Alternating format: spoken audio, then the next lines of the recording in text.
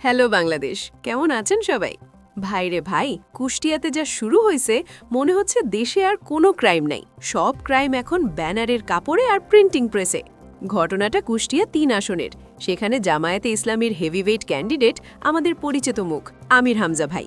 ওনার নামে নাকি এমন এক ভয়ঙ্কর অভিযোগ উঠেছে যে আদালত পর্যন্ত গড়ায় গেছে ব্যাপারটা।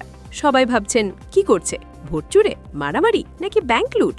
না ভাই না, ওনার অপরাধ শুনলে আপনি হাসবেন না কাঁদবেন ডিসিশন নিতে পারবেন না। ওনার অপরাধ হলো ওনার নির্বাচনী ব্যানারে নাকি ওনার ছবিটা একটু বেশি বড় হয়ে গেছে, আর ব্যানারের নিচে ছোট করে যে প্রিন্টিং প্রেসের নাম থাকার কথা সেটা নাই। অবাক! এই মহাপাপের জন্য সোজা 10,000 টাকা জরিমানা, অনাদায়ে 6 দিনের জেল। মানে বুঝেন অবস্থা, দেশে হাজার কোটি টাকা লোপাট করলে জামিন পাওয়া যায়, কিন্তু ব্যানারে প্রেসের নাম না থাকলে জেলের ভাত খাওয়া লাগে। Welcome to digital democracy. আসেন আগে প্রথম অপরাধটা বিশ্লেষণ করি। ব্যানারে মুদ্রণকারী প্রতিষ্ঠানের নাম ও ঠিকানা নাই। এখন প্রশ্ন হলো, ভাই নাম থাকবে কেন? এটা কি বিয়ের কার্ড যে নিচে লেখা থাকবে মডার্ন প্রিন্টার্স? হয়তো যেই প্রেস এই ব্যানার ছাপাইছে তারা খুব লাজুক, হয়তো তারা ফেমাস হতে চায় না, তারা চায় নীরবে কাজ করে যেতে। নেকিকার দাঁড়িয়া মেঢাল।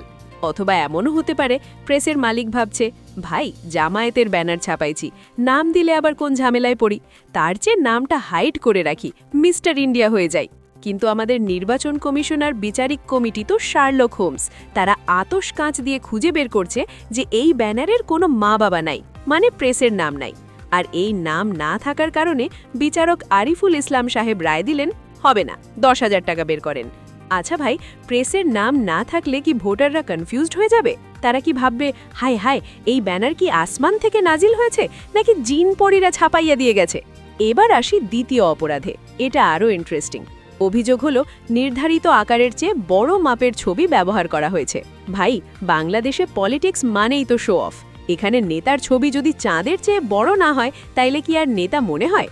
নির্বাচন কমিশনের একটা রুলস আছে, ছবির সাইজ কত বাই কত ইঞ্চি হতে হবে। কিন্তু আমাদের নেতারা কি আর ফিতে নিয়ে ঘোরেন? আমির হামজা ভাইয়ের কর্মীরা হয়তো ভাবছে, ভাই আমাদের কলিজা, ভাইয়ের ছবি হবে বিলবোর্ড সাইজ। তারা হয়তো এডিটিং প্যানেলে বসে গ্রাফিক্স ডিজাইনারকে বলছে, মামা ভাইয়ের ছবিটা জুম করো, আরও জুম করো, এমন জুম করো যেন কুষ্টিয়ার এ মাথা থেকে ওই মাথা পর্যন্ত শুধু ভাইয়ের নাক আর চোখ দেখা যায়। কিন্তু বিধিবাম, নির্বাচন কমিশনের স্কেল বলে দিল ওভারসাইজড। এটা তো অনেকটা এয়ারপোর্টের লাগেজ মাপার মতো অবস্থা। স্যার আপনার ব্যাগের ওজন বেশি, এক্সট্রা চার্জ দেন। এখানেও তাই, স্যার আপনার ছবির ওজন বেশি, 10,000 টাকা দেন। আমার প্রশ্ন হলো, ছবি বড় হলে সমস্যাটা কোথায়? ভোটাররা তো ক্লিয়ারলি দেখতে পাবে কাকে ভোট দিচ্ছে, নাকি কমিশন ভয় পাচ্ছিল যে ছবি বেশি বড় হলে আকাশ ঢাকা পড়ে যাবে? মজার ব্যাপার কি জানেন, খবরের শুরুতে কেউ কেউ ভাবছিল জরিমানা বুঝি 10 টাকা। ভাবেন তো একবার, বিচারক বলছেন আপনার 10 টাকা জরিমানা, তখন আমির হামজা পকেট থেকে একটা চকচকে 10 টাকার নোট বের করে বিচারকের টেবিলে রেখে বলতেন, স্যার ভাঙতি নাই, চা খেয়ে নিয়েন। কিন্তু না, আসলে জরিমানাটা 10,000 টাকা। তবে ভাই, একজন সংসদ সদস্য প্রার্থীর কাছে 10,000 টাকা কি কোনো ব্যাপার? এটা তো তাদের একবেলার চা নাস্তার বিল। কিন্তু ব্যাপারটা টাকার না, ব্যাপারটা হলো সম্মানের। আচরণ বিধি লঙ্ঘন শুনতে কেমন যেন লাগে, মনে হয় ক্লাসে দুষ্টুমি করে টিচারের কাছে ধরা খাইছে। আর শাস্তিটা শুনছেন, অনাদায়ে 6 দিনের বিনাশ্রম কারাদণ্ড। মানে টাকা না দিলে 6 দিন জেলে বসে রেস্ট নিতে হবে। বিনাশ্রম মানে মাটি কাটা লাগবে না, শুধু বসে বসে মশা মারা লাগবে। নির্বাচনের ঠিক আগ মুহূর্তে 6 দিন জেলে থাকা মানে তো ক্যান্ডিডেটের জন্য হার্ট অ্যাটাক। প্রচারণায় কে যাবে? তার চেয়ে ভাই 10,000 টাকা দিয়ে দেওয়া ভালো, যান বাঁচানো ফরজ। তবে এখান থেকে একটা সিরিয়াস লেসন নেওয়ার আছে। আমাদের নির্বাচনী আচরণবিধি 2025-এর 7-এর ঝ আর 25-এর 7-এর 6 ধারা, বাপরে বাপ, ধারার নাম শুনলেই তো দাঁত ভেঙে যায়। এই আইনগুলো আসলে ভালো, কারণ এগুলো না থাকলে নেতারা হয়তো আমাদের শোবার ঘরেও পোস্টার লাগিয়ে দিয়ে যেত। কিন্তু পাবলিকের প্রশ্ন অন্য জায়গায়। ভাই, ব্যানারে প্রেসের নাম নাই, এটার বিচার হয় রকেট গতিতে।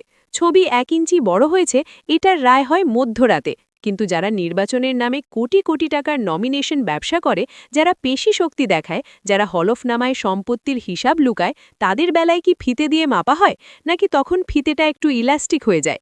আমির হামজা হয়তো ভাবছেন, হায়রে কপাল, আমি ওয়াজ মাহফিলে এত কথা বলি আর আজ ব্যানারের এক কোনায় নাম না থাকায় ধরা খেলাম। তো প্রিয় কুষ্টিয়াবাসী এবং সারা দেশের হবি এমপিরা কান খাড়া করে শুনুন। ব্যানার বানানোর সময় সাবধান, গ্রাফিক্স ডিজাইনারের ওপর ভরসা করবেন না, নিজে ফিতে নিয়ে মাপবেন। আর হ্যাঁ, প্রেসের নাম, মোবাইল নাম্বার, এমনকি প্রেসের মালিকের ব্লাড গ্রুপ পারলে দিয়ে দিন। রিস্ক নেওয়ার দরকার নাই ভাই। 10,000 টাকা হয়তো কম, কিন্তু নির্বাচনের মাঠে দণ্ডিত প্রাপ্ত ট্যাগটা কিন্তু মোটেও সুখকর না। আমির হামজা ভাই নিশ্চয়ই শিক্ষা পেয়ে গেছেন। পরের বার হয়তো উনি পাসপোর্ট সাইজ ছবি দিয়ে ব্যানার বানাবেন, যাতে কেউ আর বলতে না পারে ছবি বড়। আজকের মতো এতটুকুই। আইন মেনে চলুন, ব্যানারের সাইজ ঠিক রাখুন, আর ভোটটা যাকে খুশি তাকে দিন। দেখা হবে বিজয়ের মিছিলে, যদি ব্যানার ঠিক থাকে। টাটা।